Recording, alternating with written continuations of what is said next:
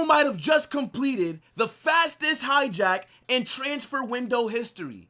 The way that they snatched Eze away from Tottenham is crazy. They literally just little broed their biggest rivals.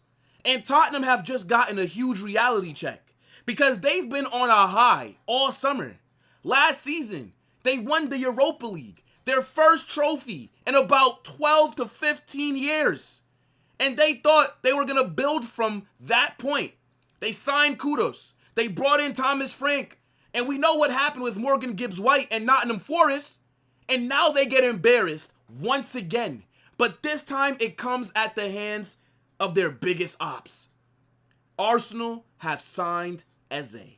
And I am shocked at how fast this deal got done. Usually, when Arsenal are close to completing a transfer, it takes them 2 to 3 weeks. It generally drags on. They're negotiating a fee, then personal terms and all these other different little things that gotta be included, and then we gotta here we go. But this deal for Eze was literally completed in about 8 to 10 hours. We heard that Arsenal were looking at going in for him, and then it seemed like only a few hours later, the deal was advanced. The deal was at a place where Eze has rejected Tottenham, and then we got the here we go. And to think that this has only transpired because Kai Havertz has picked up a knee injury. We got to talk about all of this. And we're going to go through some tweets breaking down what's led up to Eze joining Arsenal. And then at the end of this video, I will be building what I think their starting 11 could look like with Eze in their team. Because this does give them a major boost in their attack. And Arsenal are looking a bit scary. They are actually having one of the better summer windows out of any European club. So we got to get into all of that. Make sure you smash that like button, subscribe to the channel, turn on those post notifications, and get in the comment section to let me know what you think about this deal. Now, before we bring up some of those tweets, just my quick thoughts on Eze. Fantastic deal. I think Eze needed to make a move this summer. The guy is 27 years old, and last season, he cemented himself as a Crystal Palace legend by helping them win the FA Cup, and he scored in that game as well. I thought if he didn't get the move this summer, he would end up being like Zaha, where you end up staying at Palace for too long, and then by the time you're ready to actually make a move, none of the big clubs are coming back in for you, and then you gotta go to Turkey or something, right? But Eze, he has gotten his move. Now, it looked like he was going to be joining Tottenham, right? And then Kai Havertz picked up an injury. Arsenal decided to enter the market, and they've picked this player, and they've gotten him very quickly.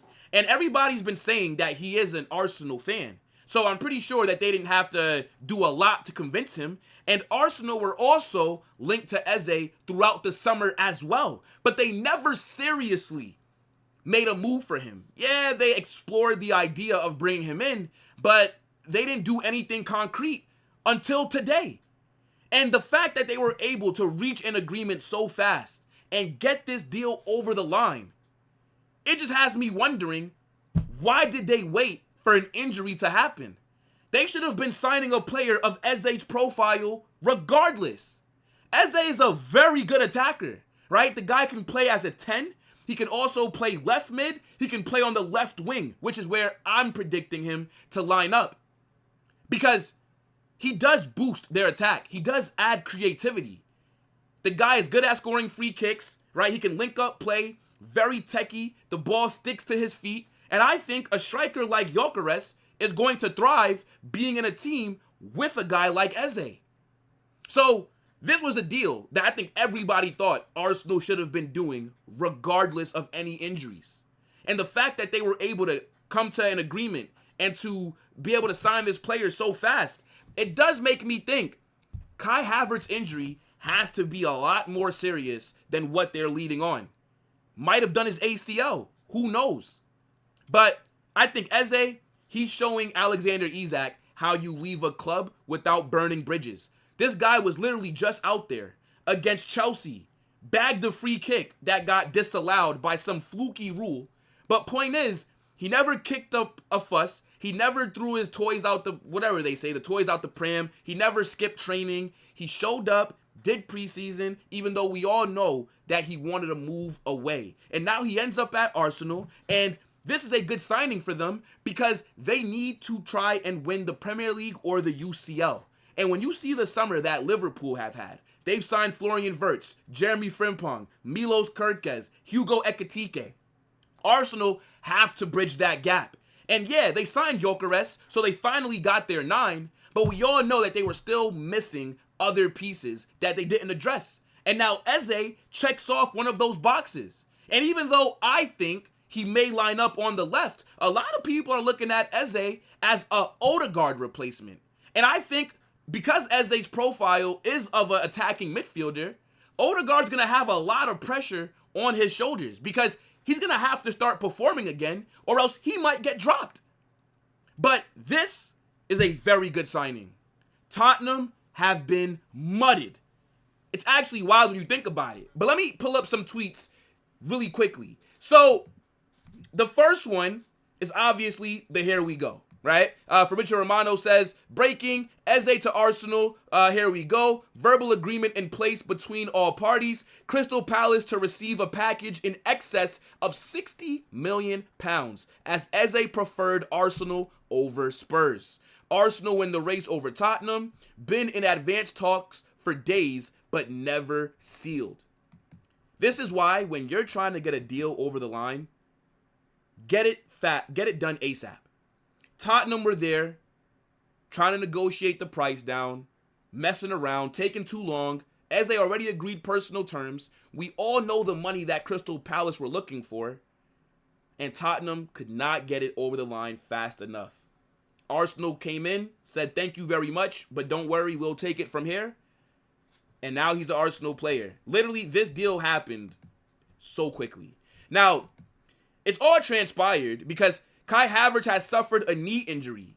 And they're saying that he's going to be assessed and that Arsenal considered new signings following Havertz's injury. And what's crazy is it was initially being reported that Arsenal were going to look for loan or cheap options. But I guess, what if Eze's agent reached out to Arsenal to get this deal rolling? What if Eze would have said, yo, they're looking at new signings. Contact Arsenal and see if they'd still be interested in signing me. Because if the reports are true, and if Eze is an Arsenal fan, then of course, he was always going to pick them over Tottenham if it came down to it. But let's keep it going. So, Ben Jacob says, Arsenal will pay an initial $60 million plus add-ons for Eze, move to be formalized later this week. Arsenal's July approach to Eze, key as he was sold on the move before Spurs bid. So remember, Arsenal were linked to Eze throughout this summer, but they just never actually made a move for him. They agreed terms, but I think the Palace evaluation was too high. They wanted to wait for the release clause to go away, but then after that, everything just went quiet. Then you hear Tottenham are trying to get Eze, and that's where everybody thinks he's going to end up going, and then Arsenal come out of nowhere, and then they just seal the deal.